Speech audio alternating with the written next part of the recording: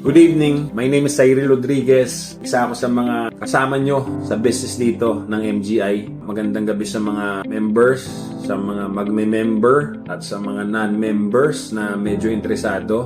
Pag-usapan natin ng konti ang negosyo ng MGI, kung bakit natin siya i-consider sa panahon ngayon especially. Okay? So, ang MGI business, this is a network marketing business. It's a networking business. Maraming tao hindi familiar sa network marketing or networking. Akala ng karamihan, yung ganitong klaseng pagninegosyo ay scam. Bigyan ko lang kayo ng konting idea sa networking tsaka scam. Magkaiba yan. Kasi sa networking, may produkto tayo. Sa scam, walang produkto. Pera-pera lang. Now, isa pa sa mga laging pinagtatalunan sa network marketing daw, sa networking, kung sino lang daw yung nasa itaas, yun lang daw yung kumikita, siya lang daw yung mayaman. Well, basically, hindi naman ganun. Hindi basta ganun. Advantage na nasa taas ka, pero yung system itself, it does not work like that. So, kahit na nasa taas ka, kung mas masipag naman yung nasa ilalim mo, may potential na pwedeng kumita ng mas malaki ng nasa ilalim kaysa sa nasa taas. Bakit ko nasabi yan? Kasi I've been in networking for a very long time, 20 years in this kind of industry, and me myself experienced na kahit hindi ako yung nasa taas, kahit nandun ako sa baba, mas malaki yung kinikita ko o kinita ko doon sa mga nauna sa akin o sa taas. Kasi kung pag-aaralan mo yung system itself, yung marketing plan itself, again, it does not work like that. So, yan yung mga misconception ng maraming tao pagdating sa network marketing or sa networking. Now, dito sa MGI business, bakit ko siya kinonsider, bakit ko siya ginagawa ngayon? Very simple lang, mga ipapaliwanag ko sa ating lahat, sa inyo. Number one, ito lang ang negosyo or ito lang yung part-time income na pwede mong gawin, and at the same time, pwede kang kumita ng magandang kita without leaving your job, without leaving your business, or kung ano man yung mga pinagkakabalahan natin on the side. Kaya mo lang na nandyan yung ginagawa mong trabaho, kung may negosyo ka man, o kung may iba pang pinagkakabalahan, busy ka sa church, kung saan man, sa organization mo, etong negosyong to, pwede mo siyang isabay. You can do this part-time, you can do this full-time, it's up to you. Now, in my case, I'm doing this part-time kasi may ibang business akong pinagkakabalahan, may iba akong ginagawa. Pero at the same time, na-maximize ko pa rin yung income ko dito sa negosyo ng MGI particularly. And I encourage you guys na i-consider nyo to, gawin nyo kahit part-time, basta full-time yung attitude, yung puso nyo full-time, yung mindset nyo full-time. Again, kasi wala kang makikitang business na sa halagang 8,400 na starting, pwede kang kumita ng malaking pera or malaking income as much as 10,000 a week. In a span of 3 months na ginagawa mo to, pwede ka nang kumita ng at least 10,000 a week. Hindi ito hype. Yung marketing plan itself, binibigyan niya yung ganyang income o ganyang kitaan pag naintindihan natin. And ako, it took me some few months bago ko talaga naintindihan, bago ko siya na-digest. As long as nakakabenta ka ng produkto, as long as nakaka-sponsor ka ng tao, pwede kang kumita ng maganda talaga. 10,000 a week, 5,000 a week, not bad pa rin. Kahit sabihin mo 5,000 a week, 20,000 a month, part-time income is not bad sa panahon ngayon. I mean, hindi ko tatanggihan yan. Okay, wag na yung mga milyon-milyon na usapan. Although may mga ganyang potential income, may mga kumikita ng ganyang kalaki, but matagal-tagal na rin sila sa ganitong business, 6 years, 7 years, 8 years sa MGI. Pero yung kumita ka ng, again, 5,000 to 10,000 a week is a very helpful amount sa kalagayan natin, especially sa panahon ngayon.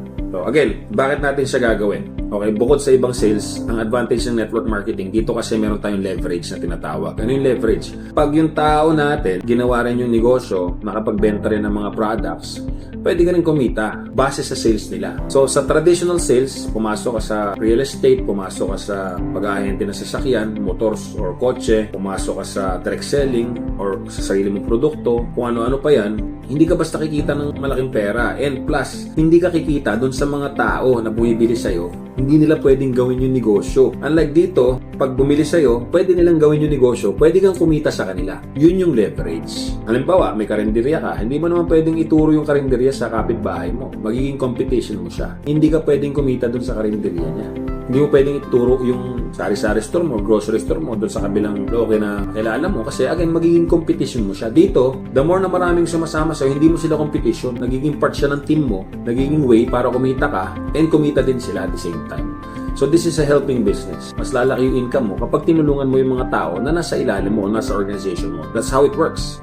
Akala kasi ng iba, again, kung sino yung nasa taas, siya yung kumikita, again, hindi kikita ng malaki yung nasa taas kung hindi niya tutulungan yung mga nasa ilalim niya or do sa mga taong nakukuha niya. Isa pa, advantage ng ganitong klaseng negosyo, again, sa 8,400 na kapital, Kung magpuput up ka ng mga negosyo, karinderya, magkano ang kailangan mo kapital? Minimum dyan, 50,000, 100,000, 200,000. Sari-sari store na matino, minimum dyan, 20,000, 30,000, 50,000. Minsan, 100,000 pa.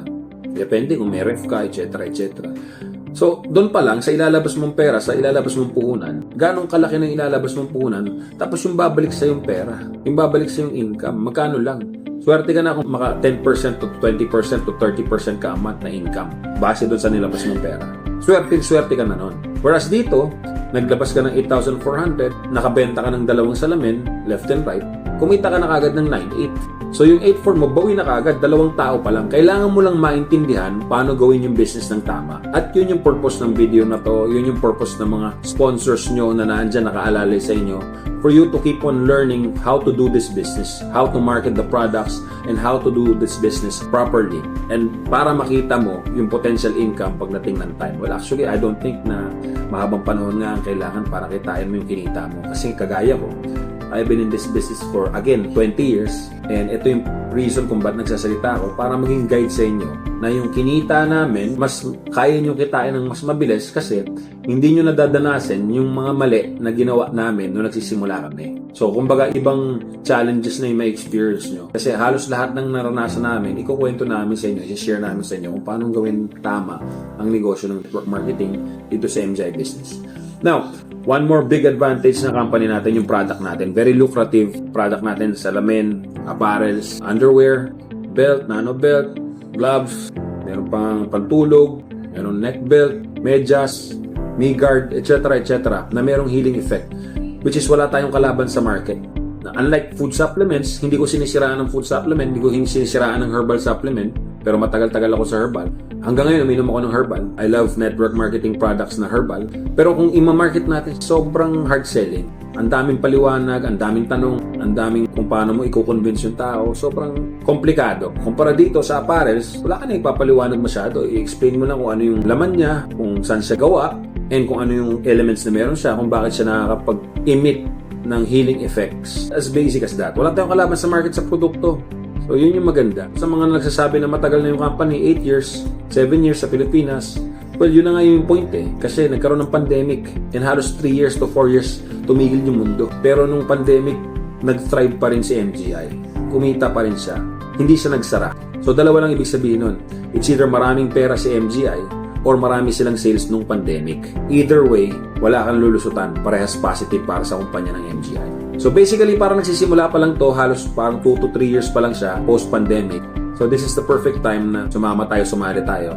Kasi established na yung company, 8 years na, pero halos nagsisimula pa lang siya, especially dito sa Pilipinas. Kaya kung part-timer ka, makinig ka sa mga sponsors mo, makinig ka dito sa team natin, pagtulungan natin to. Hindi ko pa nabanggit, yan yung isa pa sa pinaka-major na advantage. Kasi meron kang team, meron kang katulong pag ginawa mo tong negosyong to. Sa traditional negosyo, wala kang katulong. Dito sa MGI Business, magkakasama tayo dito para abutin yung hinahanap mong tagumpay. Okay, good luck and Godspeed.